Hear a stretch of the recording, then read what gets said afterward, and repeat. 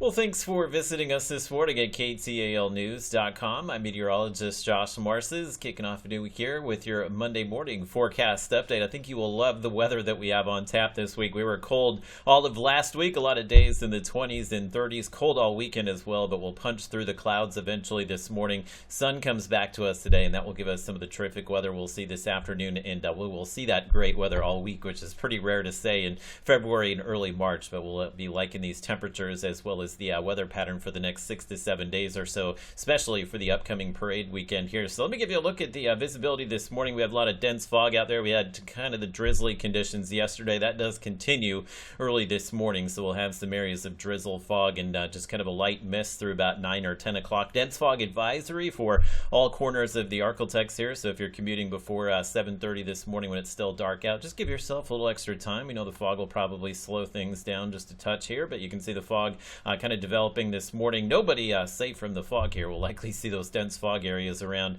again for a few hours here, but eventually some drier air will work in this later this morning and through the afternoon, so that will bring out some sunshine. Should begin to see that sun begin to punch through by the late morning, early afternoon today. We'll stay cool all morning in the 30s and 40s here, but once the sun is out, likely by the late morning, we should have some terrific weather today. And there will be some mist involved with some of the fog that we'll see early this morning, but again, our roads should dry out. Everything should dry out with the sun punching back through this afternoon. Just a light south breeze out there today, and it will be that south wind that gives us the comfortable temperatures for most of this week here. And you can see the temperatures today will likely wind up in the low to mid 60s if we can get through the clouds in time. If the clouds linger for an extra hour or two this morning, we could have some areas top out in the 50s, but I think a pretty good chance we'll see most of us in the again 60s this afternoon. One chance for rain. We do have another cold front on the way Wednesday night, Thursday morning, but if we see any rain this week, probably while you're sleeping Wednesday night. By the time we wake up Thursday, a little cooler, but that front that's coming through midweek will